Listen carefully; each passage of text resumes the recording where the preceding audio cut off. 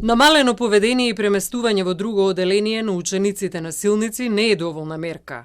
Формални мерки по прописи и правила кои се воведуваат, без понатаму да се следат последиците и причините за тоа насилство, чии жртви се најчесто деца кои се повлечени, тивки, мирни и згоре на тоа доколку се солидни ученици, се непожелни и навредувани во овој систем на изместени вредности, смета професор Алева. Имено за вакво сериозно повредување и насилничко однесување на еден соученик од други 20 ученици, неопходно е преземање и на некаква одговорност на родителите, мониторирање од страна на родителите и повеќе гаранции дека однесувањето на децата ќе се промени.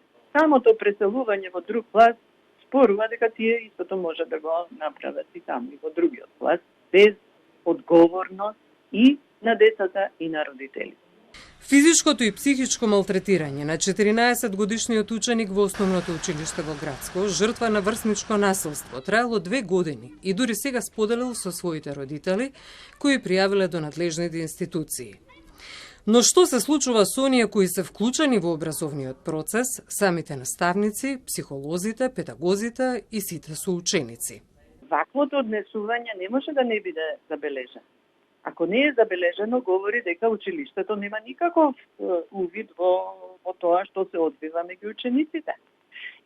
Тоа говори за индолентноста на системот. Имате едно огромно мнозинство што молчи, мнозинство меѓу професорите, меѓу наставниците, кои што ништо не покренуваат, мнозинство меѓу децата кои што исто така молчат и премолчено се солидаризираат со насилниците.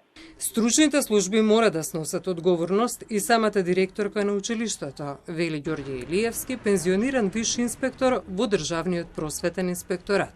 Прво, тоа е жално за тоа дете. Јас специализирам на детските права и морам да кажам дека поthitno треба да се поднесе оставка директорката. Таму ако има стручните служби, исто така, значи не си обавувале работа кој што треба. Во меѓувреме МВР најави дека јавниот обвинител и Центарот за социјални работи Велес ќе постапуваат по овој случај. Државниот просветен инспекторат стапил во контакт со училиштето, пошто ќе следи вонреден инспекцијски надзор, за да се провери дали органите на раководење и управување на училиштето ги превзеле сите мерки и активности, согласно постојната законска регулатива за целосно расчистување и документирање на случајот со ученикот.